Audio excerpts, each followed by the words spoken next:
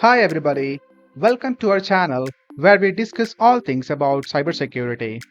Today, we are tackling a topic that affects every one of us: email attacks.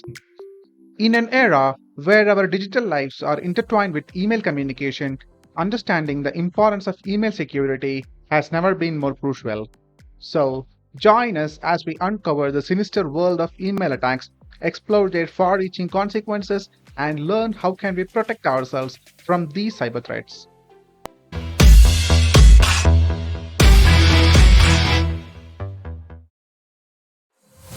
Emails are not only a primary mode of communication but also a common vector for cyber attacks. Day in and day out, billions of emails are exchanged across the globe. While email serves as a backbone of our digital communication, it also provides a fertile breeding ground for cyber criminals. Email attacks have reached unprecedented levels, affecting individuals, business, and even governments. The repercussions are far reaching, from financial losses and data breaches to reputational damage and compromised privacy. But before we embark on this eye opening journey, make sure to hit the subscribe button and ring the notification bell so you never miss any of our cutting edge cybersecurity content. So, let's explore the email attack types, understand why attackers leverage email, and learn how to analyze an email to identify potential threats. Let's get started with the most common type of email attacks: phishing. Phishing is the most prevalent type seen across the globe. Phishing emails are designed to deceive recipients into sharing sensitive information such as login credentials or financial details.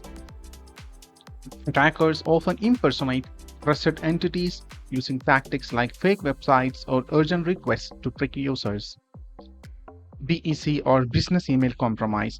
BEC is a common term among SOC analysts who work as warrior in the field of cyber. BEC attacks target organizations aiming to compromise email accounts of executives or employees with access to sensitive information. Attackers use social engineering techniques to manipulate victims into transferring funds or revealing valuable data. Spear phishing. Spear phishing is a targeted version of phishing that involves sending customized emails to a specific individual or group of individuals. These emails are designed to look like they come from a trusted source and are personalized to increase the likelihood of victim falling for the attack. Do you also have this question in mind: why they choose email? Let's see why. Ubiquity. Email is widely used across organizations and individuals, making it an attractive target for attackers. Provides a large attack surface and potential access to a wealth of valuable information. Trustworthiness. Email often comes from trusted sources such as colleagues, friends, or well-known organizations.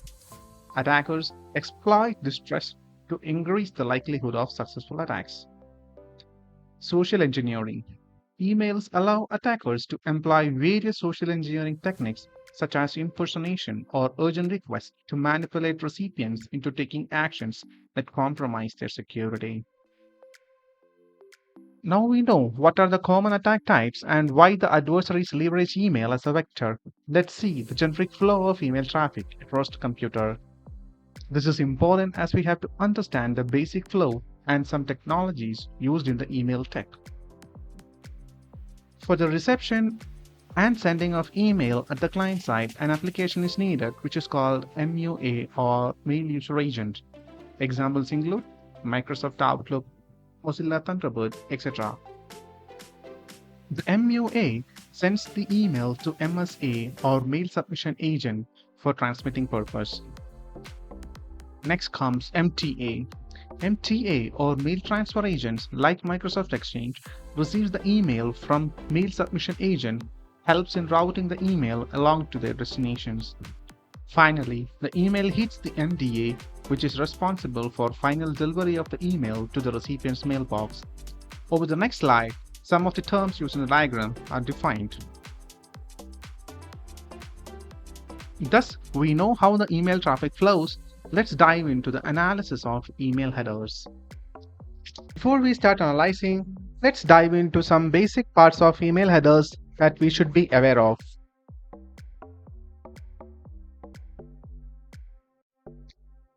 In this diagram, from field to field and return path field deals with different kinds of address, as in from field shows the sender address, to field shows the recipient address, and return path field shows the return address in case the email is bounced. Created at field deals with the date time of delivery of the email. Message ID is a unique combination of letters and numbers that identifies an email. Subject field deals with the subject of the email. We will learn more about SPF, DKIM and DMARC in the upcoming slides. SPF or Sender Policy Framework. SPF defines the mechanism by which an organization can specify a server or list of servers that allows to send email on behalf of its domain. Consider it as a publicly available employee directory that helps someone to confirm if an employee works for an organization. Mail servers that receives an email message can check it against the SPF record before passing it on to the recipient's inbox. With this, you can see how to search for an SPF record of any domain using the dig tool. And here, if the SPF check fails, it can be considered as a spam or suspicious one. Next is DKIM or Domain Keys Identified Mail. DKIM links email with its domain via a key. A DKIM record stores the domain's public key, and mail servers receiving emails from the domain can check this record to obtain the public key. Mail servers which sends email on behalf of the domain would hash the message body and encrypt the hash with the corresponding private key. Mail servers receiving the email can verify that the sender's private key was used by applying the corresponding public key. Below snip shows typical DKIM signature as seen in an email header. Last but not the least is DMARC. DMARC stands for Domain-Based Message Authentication, Reporting and Conformance. DMARC instructs a receiving email server on its next step after checking SPF and DKIM results. Messages that aren't authenticated might be impersonating any organization or might be sent from unauthorized servers. There are basically three types of policies that can be enforced in DMARC: None type policy, Quarantine type policy, Reject type policy.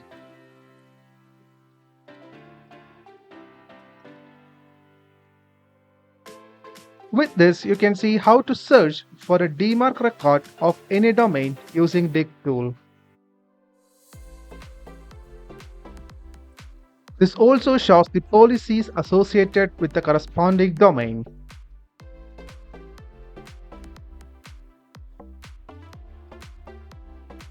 Thus, with this, we have basic understanding about the type of email attacks, flow of email traffic, and some key terminologies in email tech.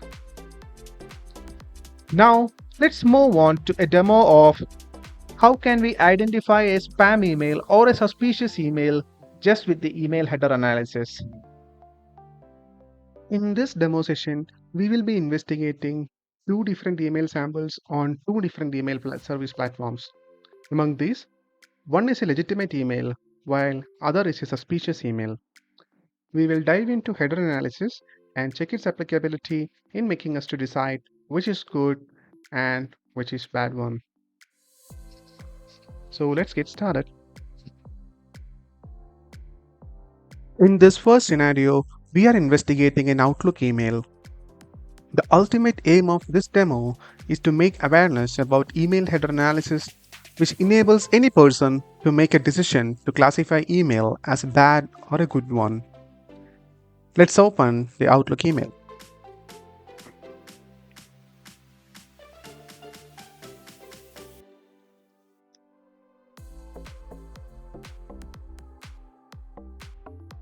This is how the email looks like, and it appears to be sent from Human Resources team.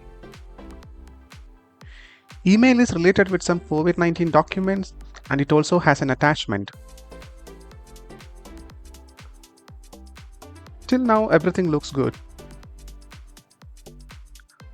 However, this email deviates from the usual HR email templates with reference to the font styles, colors, email timing, etc. In addition, this wasn't expected to be in the mailbox now, as the same email was sent during the COVID times a year ago. With these two reasons, this has some characteristics of suspicious email. Now, we have two ways to tackle this. Either we can directly open up the attachment and check what's inside it, or we can do a header analysis of this email and come to a conclusion. Let's go with the step 2 as there is a risk associated with the first case. What's the risk? In case if the document is infected with the malware, there are chances that our computer will also get infected upon opening it.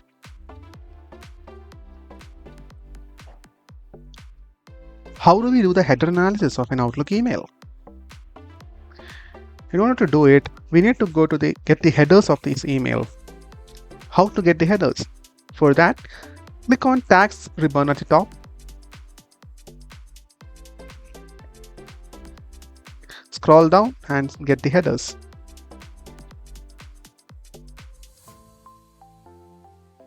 Just with this, we can use any online header analysis tools to analyze this. In our case, I am using MX Toolbox. We will open MX Toolbox in a Chrome browser.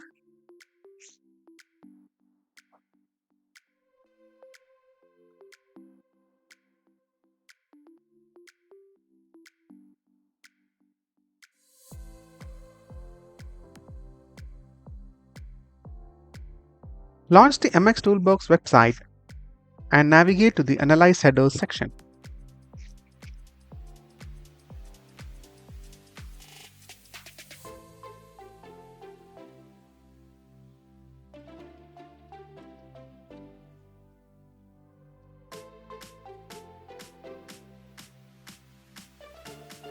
Copy-paste the headers from the Outlook and click Analyze. This is the header that is present in the Outlook. We will just copy-paste it to the MX Toolbox Header Analyzer section.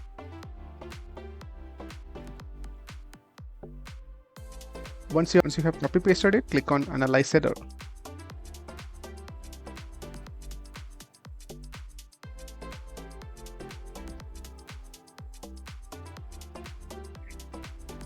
After the analysis, the below details will be shown.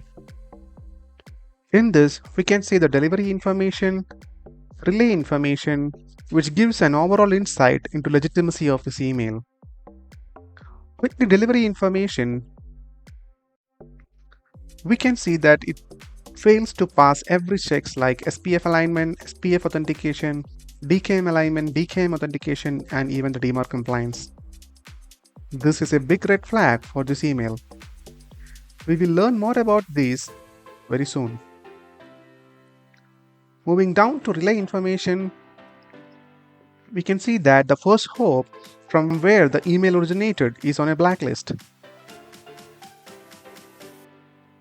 This is another red flag to watch out for. So in short, with these two sections, we can decide whether or not this email is a good one. Thus, we can conclude that the Outlook email is a phishing email with a malicious attachment. And we did this without getting ourselves infected, just with the email headers. In our previous scenario, we discussed on an Outlook email. In this second scenario, let's discuss on Gmail. This is a very usual mail that we receive from Google when our email storage exceeds 15 gigabytes. How do we analyze headers in this case? For that, click on the three dots at the top right corner of the email. Click Show Original. On clicking the original message, the details of the email along with the headers will be shown.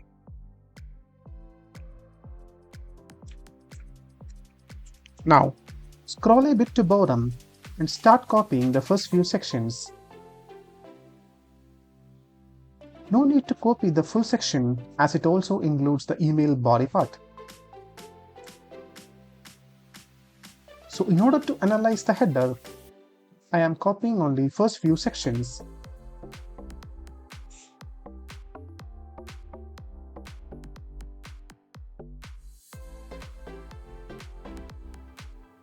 Paste it into the email header analyzing tool like MX Toolbox. This is the same step we did before in the first scenario. And click on Analyze.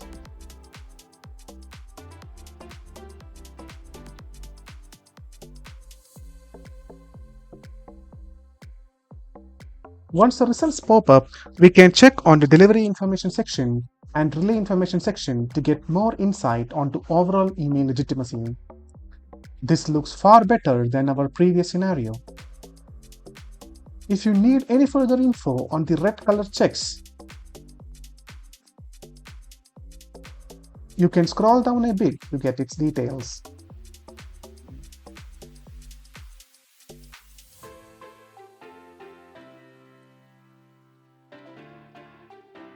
Thus, taking everything into consideration, that is, delivery information, relay information, blacklist check, we can confirm that this email qualifies to be a good one. Now, let's dive into the SPF and DKIM evaluation which we discussed in the MX Toolbox session. Before we delve into SPF evaluation, let's understand the basic SPF record flow. SPF records are placed in DNS server of the sender organization as TXT record. When the email is sent from the email server, the recipient email server checks for the SPF record in the DNS server of the sender organization. Once the SPF record is successfully retrieved, it's checked and is passed according to the data as shown in the diagram.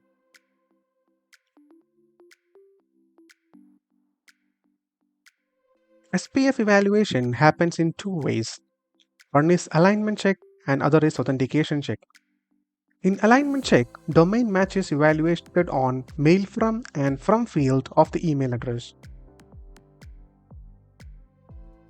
If the domain matches, SPF is in alignment and otherwise it is not.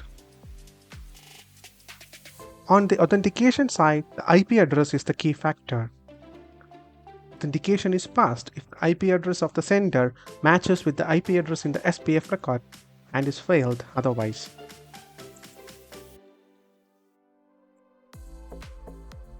Now, let's dive into DKIM flow. DKIM involves cryptographic authentication, which in turn involves the use of primary key and public key. Public key is placed in the DNS server of the sender organization, and once the email with the DKIM signature is received by the recipient email server, the public key is retrieved to decrypt the message hash string. If the decryption is success, the DKIM check is passed, else it is failed as shown in the diagram.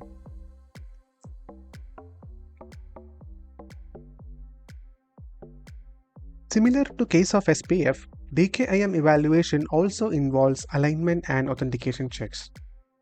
Alignment check involves checking of domain in the DKIM signature and from address of the email. If they are matched, DKIM is in alignment and fails otherwise. For the authentication, it involves the use of keys for decrypting the message hash. If it is decrypted successfully, DKIM authentication is passed and failed otherwise.